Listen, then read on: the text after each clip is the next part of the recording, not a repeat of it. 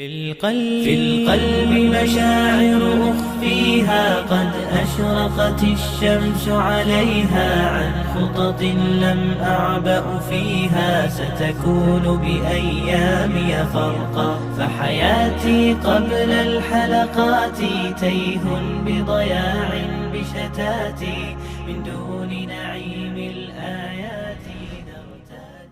السلام عليكم ورحمة الله وبركاته. واش راكم؟ ان شاء الله تكونوا بخير وعافية.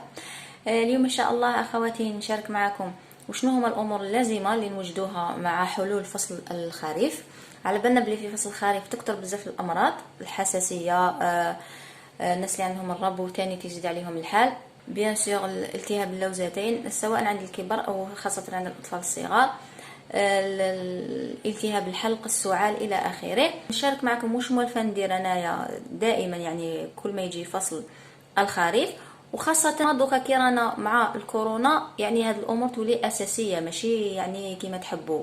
هادو هما الامور اللي راح نوري لكم بيان سور، امور يعني عن تجربه انا موالفه نديرهم صافي سنوات، ماشي زعما حتى دوكا ولا.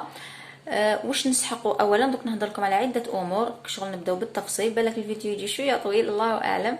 المهم عندي هنايا زيت الزيتون ضروري، وعندي الثوم الاحمر، الثوم الحمراء دوكا نبداو نوجدوا هادو، بعد نهضر لكم على العسل. وهنايا عندي قاروره فارغه اللي تحبوه باللاره، قاروره هذه تاع دبس التمر فارغه مغسوله بيان وناشفه، يعني هذه معقمه ومخبيه معقمه. اول شيء نبداو نقشروا هاد الثوم الاحمر هذه، نقشروهم كامل، ومن بعد نوري لكم كيفاش نديروا باذن الله. لازم تكون حمراء خير افضل، لا اذا ما عندكمش الحمراء يعني تقدروا ديروا هذيك البيضه عادي. الان قشرت الثوم هذيك، قعدوا لي هنايا بعض الحبيبات ما قشرتهمش، ديرهاش مركزه بزاف. هنا كاين ملاحظه، الثوم لو كان نحطوه تقدروا تحطوه هكذا حبيبات، بصح لو كان ما نفتحوهاش يعني في الوسط، كل ما نقطعوهاش ما تخرجش الماده الفعاله الاخرى اللي تكون داخل الثوم. ولو كان نقطعوهم درك زعما نوجدهم نقطعهم كامل، الماده الفعاله تروح لي مع الهواء. معناتها واش ندير؟ نعمر قبل القاروره هذه بالماء، نعمر قبل القاروره ماشي بالماء بالزيت. بسم الله.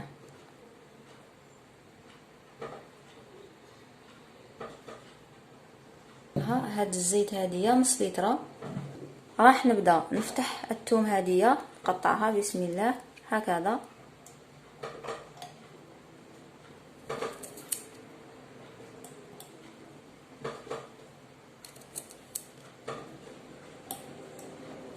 هذه يا اخواتي الثوم مع الزيت سبحان الله، جربوها كي تكون عندكم السعله، ضيفوا هكا باغ اكزومبل كي تخرجوا صباح بكري ولا ما على باليش انايا، مش عارفه كل واحد كيفاش وقتاش تجيه السعله، كاين اللي كيشرب حاجه بارده ولا ما على باليش.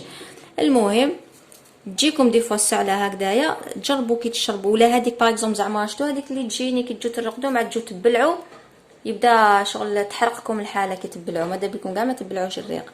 هذيك كي تشربوا معها الزيت هذايا، الزيت تاع الثوم الله يبارك،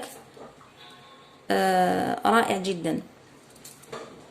وما اللي عندهم الحساسيه بون، الناس اللي عندهم ضغط الدم المنخفض لازم ياخذوا حذرهم. كما انا مثلا عندي ضغط دموي منخفض، بصح والله غير نستعملوا عادي، فقط برك انا نستعمل يعني الملح البحري في الاكل ديالي، يعني ما يحبطليش الدم وعندي حركه، يعني كي تكونوا تتحركوا كامل الدوره الدمويه تبدا تمشي والدم ما يقعدش حابط منخفض. عاودوا نغلقوها بسم الله، نحركوها شويه. دوكاتيك واش نديروا لها؟ نخلوها في مكان مظلم ما يلحقوش الشمس ولا الضوء، ونخلوه. هو وقتاش يوجد؟ هي من الافضل اسبوعين فما فوق، يعني من اسبوعين تصفوه وتعاودوا تستعملوه، تبداو تستعملوه عادي. انا كيفاش ندير شخصيا؟ نخليه الشهر كامل. انا عندي ديجا القديمه دوك نجيب نوريها لكم. هذا اللي قعد لي تاع العام الماضي هو واش قعد فيه. بيان سيغ انا ندير باغ اكزومبل دوكا نوجدوا مثلا لتر، هذه وواحده اخرى، هذه اللي قعدت من الثانيه باسكو درت انا زوج قرعات العام اللي فات، وقعدت لي هذه من القاروره الثانيه.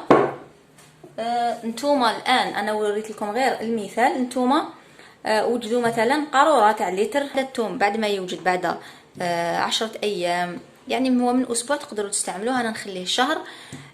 نتوما ديروا يعني قارورتين، وحده الى مرضتوا بداو تستعملوها يعني بعد اسبوع 10 ايام تقدروا تبداو تستعملوها. ما بين هذه توجد يكون ولا عندها شهر، بعد شهر يعني مره على مره روحوا خلطوها، ما تخلوهاش هكذا شهر، مره على مره نخلطوها مليح مليح مليح مليح، ونعاودوا نرجعوها لمكانها المظلم. بعد شهر من نقع الثوم في زيت الزيتون، نصفوا هذاك الثوم، نحوه الثوم هذايا من هنايا. الثوم هذاك نستعملوه في الطهو تطيبوا به هذاك النهار، وزيت الزيتون هذاك تقعدوا تستعملوه عادي. طريقه الاستعمال كيفاش؟ الا كانت كاينه السعله هذيك اللي تكون فيها المخرجات هذوك، ديروا ملعقه كبيره زيت الزيتون هذايا تاع الثوم، وتحطوا معاه ملعقه صغيره عسل في كاس صغير، تبداو تخلطوا تخلطوا تخلطوا، تقدروا تعصروا عليها شويه قارص وتشربوها، يعني ديروها في الليل وترقدوا. تقدروا تاني صباحا على الفراغ تشربوا مغرفه صغيره هذيك تاع الحليب تاني تاع زيت الثوم، وبعد ذلك نص ساعه ديروا الافطار تاعكم العادي. زيت الزيتون والثوم والعسل ضروريان جدا في فصل الخريف. العسل مليح الا كان لقيتو تاع الجبلي او عسل السدر، ولا ما كاش عسل متعدد الازهار، ولا اي نوع تاع الخردل ثاني مليح بزاف وبنين. التي ما عنديش هذاك اللي نشري سي بور ما وريت لكمش، كي نشري ان شاء الله نوري لكم. هذا مانيش حابه نخدم به، هذوما راني نحطهم في جهه فيها الشمس باش ييبسوا، باسكو هذوما منحيين من الشجره ديريكتومون، ما حبيتش نخدم بهم. هذوما نخلوهم يجفوا، هادو ناكلوهم هكذا يعني عادي.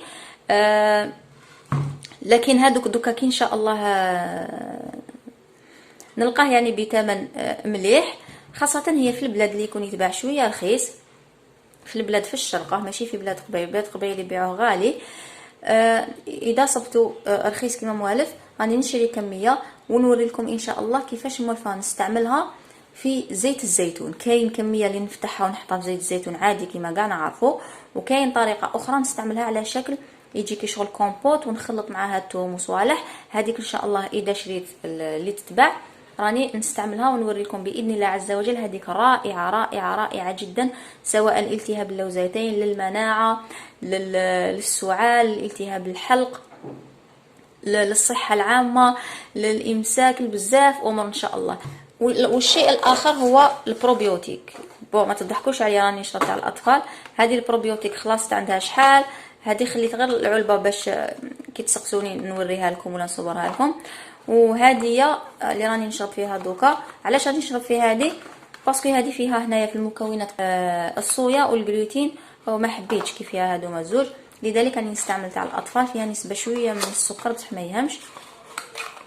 قعدوا غير 3. البروبيوتيك ضروري سواء للكبار ولا للاطفال الصغار، لازم يعني ليكم ولا عندكم اولادكم لازم لهم البروبيوتيك. كيفاش تشربوه؟ دوكا راهو داخل فصل الخريف، معناتها تشربوا وحده هذه ولا هذه. وشنو الفرق بين هذه وهذه؟ هذه فيها 8 ملايير وهذه 6 ملايير، يعني الفرق في العدد تاع البروبيوتيك. تشربوها دوكا رانا في سبتمبر، تشروا علبه وتبداو تشربوها صباحا. اللي موالف يشرب البروبيوتيك عادي يشرب على الريق نورمال كيما انا موالفه نشربوا على الريق عادي ما يدير لي والو. الناس اللي جامي يشربوا البروبيوتيك فهمتكم في فيديو خاص بالبروبيوتيك. نبداو 3 ايام الاولى نشربوه بعد الافطار بواحد ساعه هكذاك ساعتين، نشربوه حتى 3 سوايع نشربوه، هي من الافضل ساعه ساعتين. ومن بعد نبداو نهار الرابع ما درنا والو المغص حتى حاجه ما صارت لنا، نبداو نهار الرابع نشربوه على الريق، نستناو نص ساعه بعده، وبعد ذلك ناكلوا وجبه الافطار ديالنا عادي. البروبيوتيك راه رايح يعاون بزاف بزاف في رفع المناعه، يعاون باش تتصداو للزكام تاع الخريف والامراض الخريفيه اللي تجي تاع الموسم الخريف. بيان سور الناس اللي عندهم الامراض المناعيه رايحين يستافدوا، الناس اللي عندهم الامراض المستعصيه رايحين يستافدوا، الناس اللي عندهم الامراض الثقيله كالامراض المناعيه او الامراض السرطانيه نسال الله الشفاء للجميع، يعاونهم بزاف بزاف بروبيوتيك. وش تاني؟ الناس اللي تاع السكري تاع الضغط، يعني اي امراض البروبيوتيك مهم جدا جدا جدا، لانه راح يبني لنا يعني راح يعاوننا مع النظام الغذائي الصحي بيان سور باش نبنوا لا فلور انتستينال تكون يعني واش يسموها بطانة غشاء الأمعاء، هذيك البطانة تولي يعني قوية ومليحة وما فيهاش تقرحات وما كاش ارتشاح الأمعاء، بيان سور مع التخلي على الحليب ومشتقاته، الحليب البقري ومشتقاته، على الجلوتين قدر المستطاع يعني باسكو كارثي. و اذا استعملنا الجلوتين مثلا كما ان نستعمل الجلوتين اللي في الشعير، لازم نعرفوا كيفاش نستعملوه باش ما يدمرناش الامعاء. هذه هي يعني هذه كلام اخر ما نطولش عليكم. يعني عندنا البروبيوتيك، عندنا الزيت مع الثوم، عندنا العسل، وعندنا هدايا الكرموس اليابس ولا انيغمان ولا تازرت، كل واحد كيفاش يسميها في منطقة القبائل. هادوما لازم علينا نستعملوهم ان شاء الله. كي نلقى هدية الكرموس اليابس او التين المجفف راح نوري لكم كيفاش نخدم به باذن الله، راح يساعدكم يعني جدا جدا صدقوني. اترككم في رعاية الله وحفظه، واستودعكم الله الذي لا تضيع ودائعه. السلام عليكم ورحمة الله وبركاته.